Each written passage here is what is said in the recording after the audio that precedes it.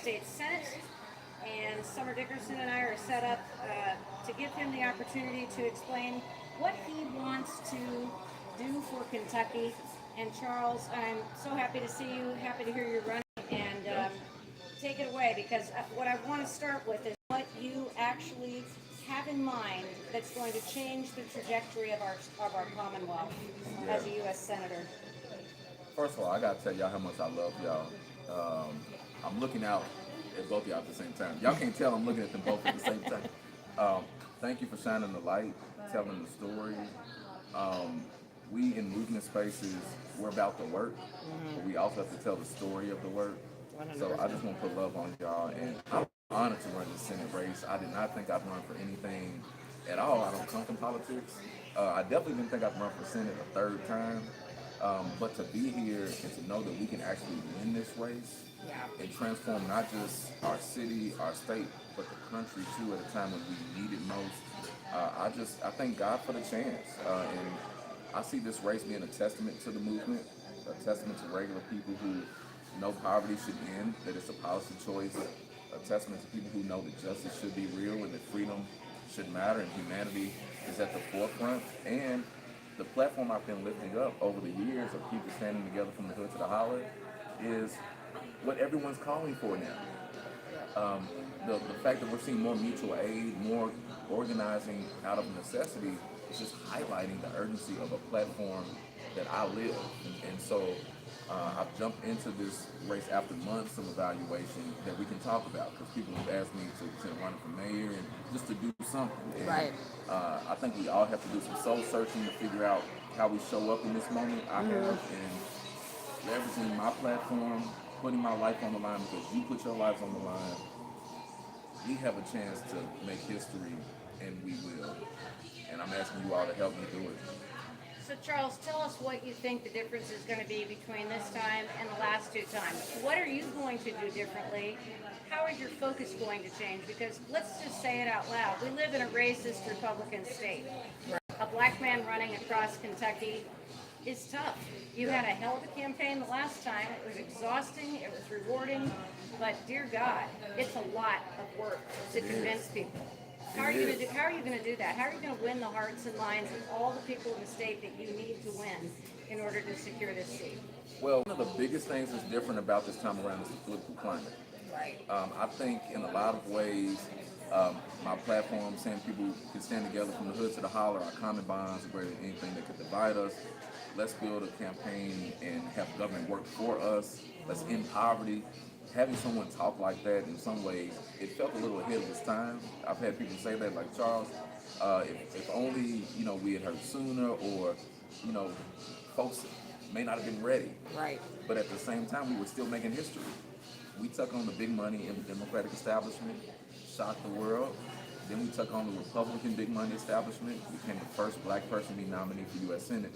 So one of the biggest differences now is because of the way that the Trump administration is really showing their faces, really crushing the economy, weaponizing hate, waging war on American cities, stepping on family farmers, stepping on small businesses, grassroots organizations, taking healthcare away, rural hospitals, shuttering. It's highlighting why I support Medicare for All.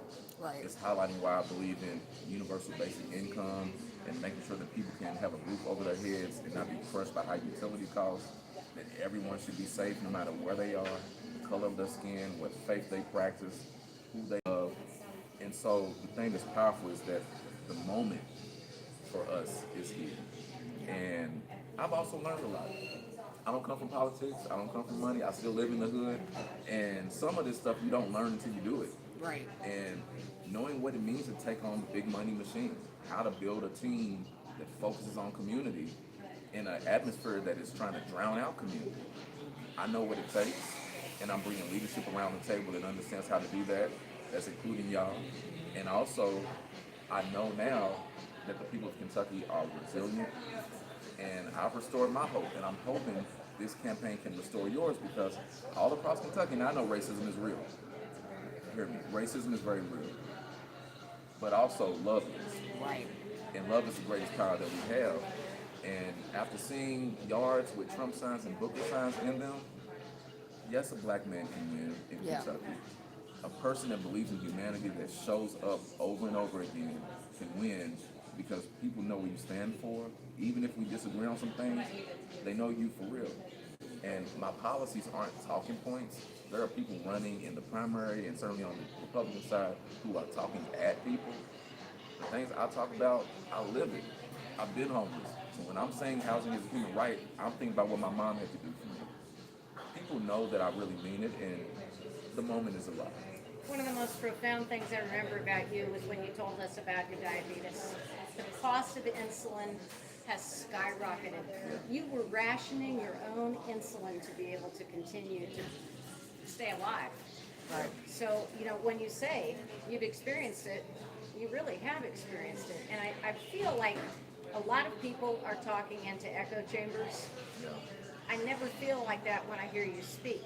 So talk about the things people really care about. Right now, the price of groceries, the price of gasoline, the price of health care, the price of housing, the inability to maintain housing. Those are all basic human needs that are not being met on any level everywhere in the nation. How profoundly is that affecting us in Kentucky, and what can you do to make a change? It is particularly impacting us in Kentucky, and largely we've had someone in the Senate who's been exploiting us my whole life. Mitch McConnell was elected when I was 2 weeks old. And while we work in community, we work to survive. We face struggles over and over again. We surpass them. We move mountains in community. We build together. We lean on each other. We also have the power to change things too. And that's my message. It's not enough to just say, okay, if you don't have food, I'm gonna take food out of my kitchen and give it to you. I'm gonna find a way to help cook. I'll give you my coat. We should make sure people have enough money in their pocket. Because these big corporations are robbing us. And they're getting welfare that we pay for, tax breaks that we pay for, while these same politicians are cutting our benefits. And if we only focus on surviving within it, we'll keep dealing with it. So one of the things that I'm lifting up now is saying that we actually do have the power to change things if we dare to dream, if we dare to try, and if we build coalitions from the hood to the holler. There's more of us than it is now. And the numbers show it. And the support I've seen over the years with no money has proven it. Because mind you, 2022, when I became the nominee for U.S. Senate, the Democratic Party was not helping me at all. It was all grassroots. And the fact that we got the same percentage of voting that Amy McGrath did, Right. she was one of the most well-funded campaigns in history, shows you that our message resonates. We just need people to invest in it. And now, people have been burned at the national stage. People realize things have to change. That's why you're seeing folks like Zohan in New York and all around the country. Regular people are stepping up. This is our time in Kentucky. We deserve it too, because Kentucky is worth fighting for. Summer, jump in anytime you want to. It just something you just said a minute ago is a little mind blowing. It's like he's been in office since you were a child. Yep. You know what I mean? Just think about that. And so I think that it's really. It's urgent almost in some sense that we do have a fresh breath of air, to get somebody in there.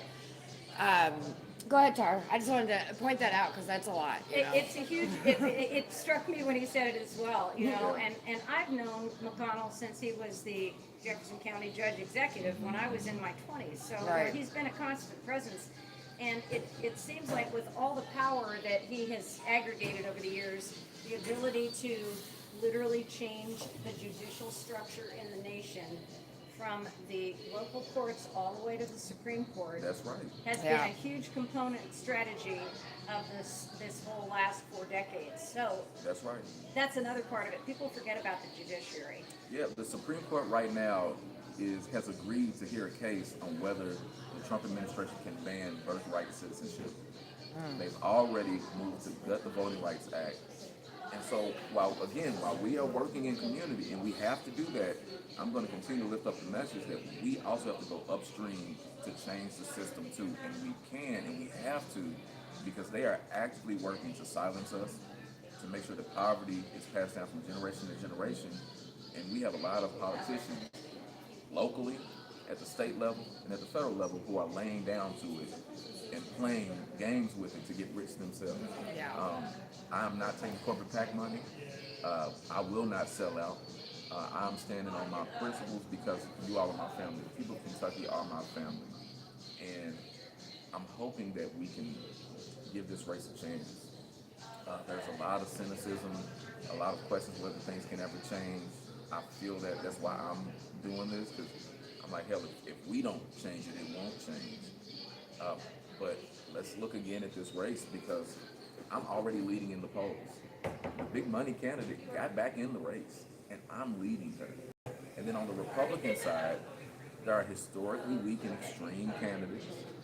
And the person leading on the Republican side said that Breonna Taylor's murder was justified.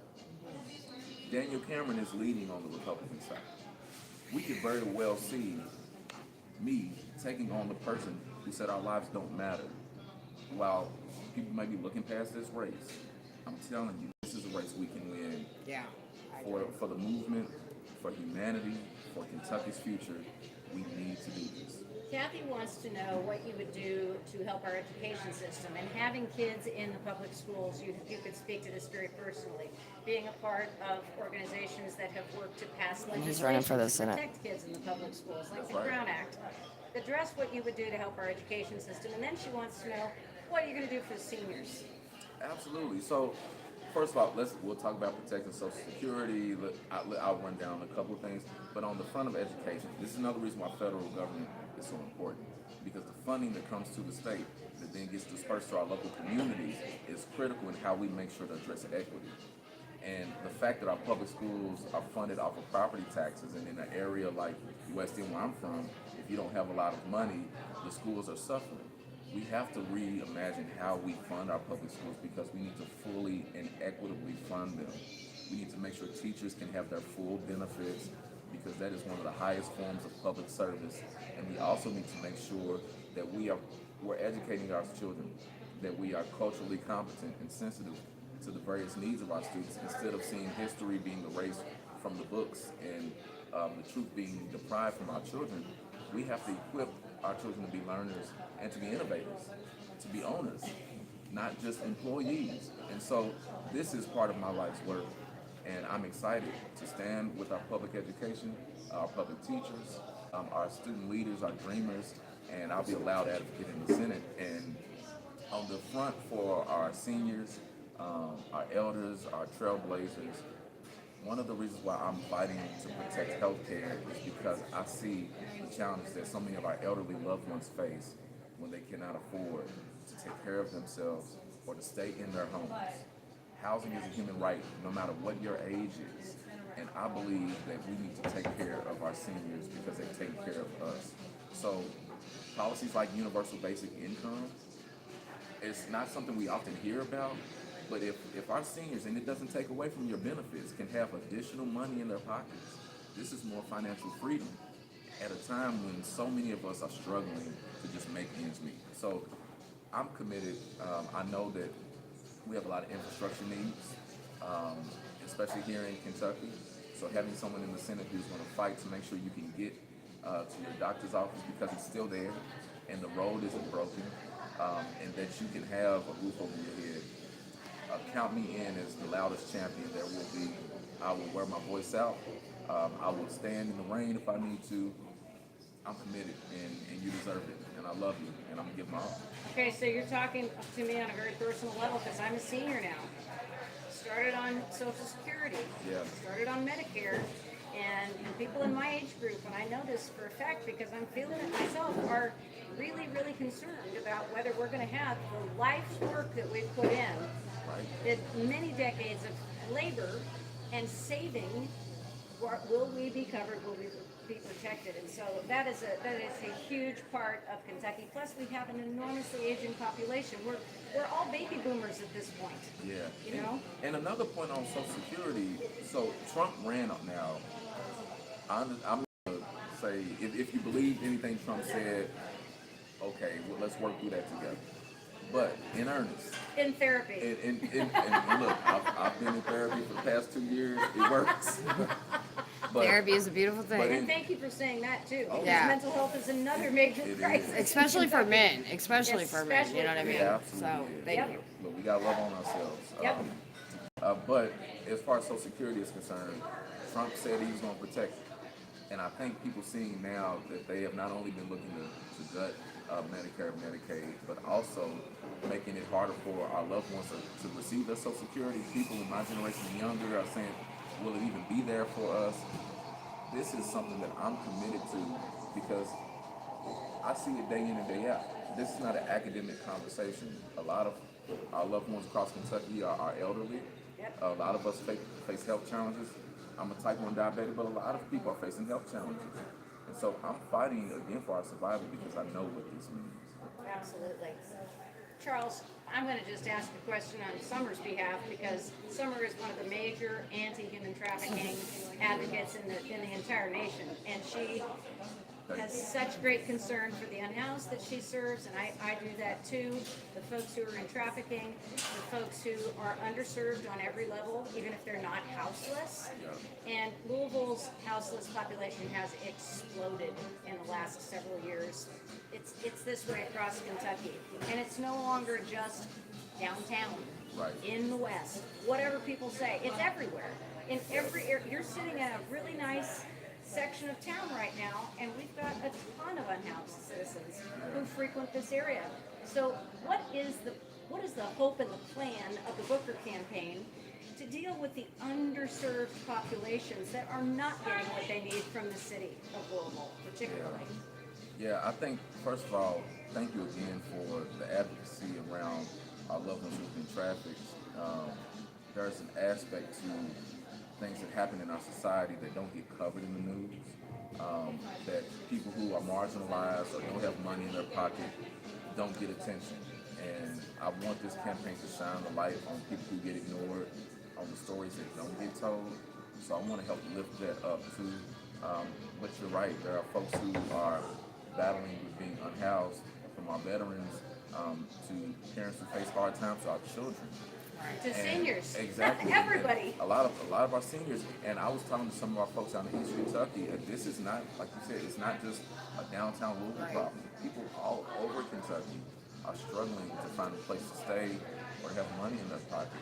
And I'm a renter now, and knowing that rent is high for so many, so I've always been pushing the tenants' Bill of Rights and make sure that we protect renters, but also getting more money into the pockets of people. I can't overstate how important that is. Supporting HUD to actually build not just affordable housing, but quality housing. Right. And it's always been the thing. And just because we don't have a lot of money doesn't mean we don't deserve high quality. But at the same time, if we can do the work of getting more money into the pockets of people, and I'm talking about the tax dollars we already put into the system, we're giving money to folks like Elon Musk to become a trillionaire while people are laying on the streets. There is no excuse for it. And so by fighting to rectify our tax system, to make sure that these mega corporations and these billionaires pay their fair share, we can drive more dollars into the community, which makes life better for everybody. I'm going to give you one really tragic example of that. Somebody put an out for a dog in Fairdale so the dog would have shelter. The dog got rescued, and when they came back, a human had moved into the igloo. There was a backpack and belongings blocking the door. So when people are living in dog shelters because there's absolutely nowhere else to go, you know we've got a great big problem. Well, Okay, so My speaking heart of breaks. which, how do you feel about animals? Because you know what my biggest passion is. Talk to me about what you can do to encourage people to snip, chip, tag, contain their pets. Charles, it help is me critical. out here. We must snip, chip, and make sure that we're taking care of our loved ones. They are part of our family too. Yes. Right. And I'm so grateful for your advocacy. I always follow it because, and as you all may have known, I've worked as a director of Fish and Wildlife, and one of the things that gravitated me to that agency was the fact that we have to take care of our home, and that includes the animals that help to make this environment rich and come alive, and certainly they're more than pets, they're family. So I'm going to be hitting you up about that stuff too, Yeah. because you know this whole thing with killing all the deer just because of chronic wasting disease, instead of following other states' more proactive models in rehabilitating within the chronic wasting disease surveillance zones, instead of just slaughtering, Right. the baby deer is something that is dear to my heart as well because I have a lot of wildlife friends. So And we're going to be just- talking. and making sure that we are being adamant and firm on addressing animal abuse and driving more money into research. That's one of the biggest things that this administration, the White House, the Trump administration, has been doing is cutting funding from research where we cannot get ahead of diseases, that we can't better understand wildlife populations. So again, this is not just about running for an office. It really is about our health. It's about our lives. It's about our future. Say it for You me. know, we- Snip, chip, tag, contain. We got to snip, chip, tag, and contain. Sarah, thank you. Go ahead. So, Summer. you know, we talk a lot about like just being able to have just to be able to live. You know, a lot of people I feel like are struggling. One thing that makes things really hard for a lot of, especially people that live in Kentucky, minimum wage is still $7. Yep. That is unheard of. You know, do you think in the process of all of this stuff that we'll be doing that is something that also can somehow be addressed? I don't know if that's in Yeah. your power, but you know, if we can at least get the conversation going with people that it might be in the power, because $7 for a minimum wage is just unheard of. People can't do they can't live like that. And let's mention people in the service industry don't even get that unless Yeah, they no, have they do not. extraordinary people who they're working for. $2 and what, 13 cents or something? 100%. Right. Everything is tip based, and you know how tight people are right now. Yeah, 'cause they're they- not tipping their servers. Because they can barely live themselves, you know. Right. So Well, Exactly. there's two tracks of this that are really important. One is how we invest in and support our small businesses, our Right. local independent businesses, because those are the places that make our economy thrive, where the dollars circulate in our communities. Those are the spaces that hire our neighbors. So instead of funneling so much of our money into these mega corporations like Walmart, who are building a model that is rooted in welfare and having their employees receive food stamps that the government is also trying to cut, let's invest more money into small businesses. And I'll come back on the homeownership front of investing in local developers, creating funds that target local developers, especially in the Black and brown community that get boxed out of those spaces. But I think too, from the standpoint of driving more dollars back into the ground and taking on corporate, I want to make sure to fully answer that question. Run the question up. it was just something like in the $7 minimum wage. Yeah. So I talked about small business. That's what threw me out. But that was big because I know when we talk about raising the minimum wage, a lot of employers are like, well, how can I afford it? Right. But we got to prioritize them too. But if you saw my launch video, one of the things I mentioned was 40 for 40. And essentially, that is a policy that I'm going to be pushing where if you work 40 hours a week, you should be guaranteed a minimum of $40,000 a year. The wages have been too low for too long. We need living wages. And to be quite honest, the way we calculate the minimum wage is so outdated that it does not keep up with the quality of life now. The living wage is actually more around $100,000 a year, to Yeah. be honest with you. Right. And we need to stand up for that, but that's also why I support organized labor as a collective body that can advocate for raising wages, that can make sure our workers and people who make the economy go get paid for the work that they do. And as I said in my launch video, one of the ways that I believe we can make that happen, one is through legislation, but we know the climate. So we need people power. We need community power.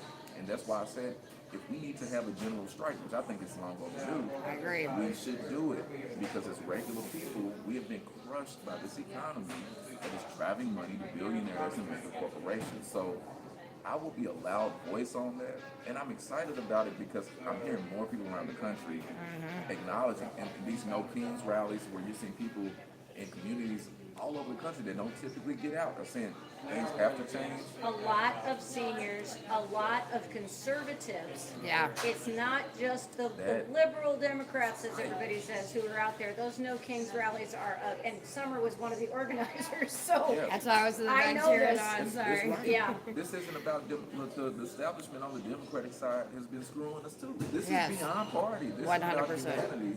And the fact that the people are demanding it and that I don't have to build a new message. This has been the message. So I feel like this is a moment whose time has come. And if we stand together, we're going to win. Absolutely. I agree. So what's the next step, Charles? You're going to have a big campaign trail. You're going to be on the road all the time. Yep. How can we follow you, and who's going to be documenting you as you travel? Because you're going to have to be live Yeah. all the time so that you can be amplified when you're not in a particular area. So I'm hoping that you all can help me share this. If you are a streamer, if you are a storyteller, I want to connect with you. I want to make sure that we get this campaign to everyone. You may not watch the local news, you may not follow national news, but if there's folks in your neighborhood that help to tell a story, let's work together. I'm going to every county. I've done that each time, but I'm absolutely doing it this time. And it's going to take a lot of resources. I still don't come for big money. I am leading in the polls, but it's not because Chuck Schumer is trying to help me out. Right. He does realize he needs to stay out of the way this time. Yeah. But we're going to need a lot of support, and my average contributions in the past campaigns have been in around $20 to $25. So if you just have a couple dollars in your pocket, we're going to multiply that. We're going to reach people. We overperformed in one of the most impactful Senate campaigns in history in 2022. Yep. And I need people to hear that, because people say, oh, well, Charles, you lost. We didn't win at the ballot, but what we won was showing how powerful this movement is. Absolutely. Yeah, We can put 100%. resources into it. So if you can, go to charlesbooker.org, sign up to volunteer. We're going to be doing a lot of organizing training. We're going to be building around mutual aid and helping to meet needs in the community. So this is not just about, hey, vote for Charles. This is about how we help our neighbors. That's what democracy is about. And then if you have a couple dollars, please donate it as well. I also can tell you, just from having known you as long as I've known you, you show up all the time, even when you're not running for office. Yeah. From the hood to the holler. And you are always vocal, and you are always standing up, and you are always showing up. And you can say, I'm a dad and a warrior, to echo someone else's campaign, but we see you and we hear you all the time, out from the hood to the holler. And I don't know whether you're carrying that slogan on to this campaign, but God, it's a good one. You got to know it. I mean, it's a rallying cry, and it's a testament to our power as regular people in the forgotten places. And you know, the thing that I wanted to say, just I want to make sure this is said, to people in movement spaces that have been organizing for justice, who have been pushing to address human needs in the face of all the crime and the weaponization of our government, the militarization of our law enforcement, the way ICE has been weaponized to terrorize communities. I want this campaign to be a reminder. When Dr. King said the arc of the moral universe is long, Yes. it's talking about this work is not easy. That's right. We're trying to change the system, and it takes time, and it means we have to keep showing up, even if we have to run again. And we built on historic progress, but some folks are saying, well, why do it again? Because we're not quitting, and because we've made so much progress. But the other part of that quote is that the arc still bends toward justice. If we are the arc benders, I'm trying to be an arc bender, and I'm telling you, based on the numbers, not just on how I feel, we can win this race if you help me. Let's build this arc together. Charles Booker running for U.S. Senate in the Commonwealth of Kentucky. Follow charlesbooker.org to donate, to volunteer. Give him the opportunity to show you who he is, because he has shown us who he is over and over and over again. And we appreciate you calling on your 502 live streamer buddies to come and talk to you. And I know that more live streamers, I know that Ryan Hart wanted to be here this morning. He's working. He's in the hemp industry. He's trying to preserve his That's income. right. That's you know? right. And Mitch McConnell just put that legislation in Yep. to essentially crush the hemp industry. Yep. Right. So I'm going to be mobilizing around that to help make sure that the growers and producers, small businesses in Kentucky, have a voice for them. That will hurt hundreds of thousands of jobs, Yep. Yep. small businesses. Yep. And again, our farmers, our growers, our producers are already being crushed. So Hemp got me off of prescription medications when I was depressed. So Yeah. I am a huge supporter of CBD. And secondly, Matt Ballard wanted to be here, but he's had a baby since we saw him last with Made for the World, and he wanted to be here too. So I think both of them are going to be restreaming the work that we're doing today, which we welcome them to do. And we appreciate you, Charles. Summer, thanks for making it all the way up, in the early morning when you work all night. Thank you for getting up early to be here, but I know you'll be here for him as he is for us. Oh, 100%. It was very important for me to come out and support you. You know what I mean? I think with everything you're doing, and I was one of the people who's like, okay, what are we doing? Yeah. It's time to work. We gotta work. We gotta work. And so I'm very proud of you. I'm very proud of you, and anything that we can do to uplift and be a part of and help. Have a good one. Merry Christmas, Charles. Merry Christmas. Happy Hanukkah. Happy holidays. Happy Happy Hanukkah. Ramahana Kwanzmas. Yes. There you go. There you go. All right. How'd you say that? Ramahana Kwanzmas. Ramahana Kwanzas. I like that. All right, y'all. We'll talk to you guys later. Have a great charlesbooker.org. charlesbooker.org. Please go and support the race. Talk to y'all soon. Bye. So it's Rama for Ramadan.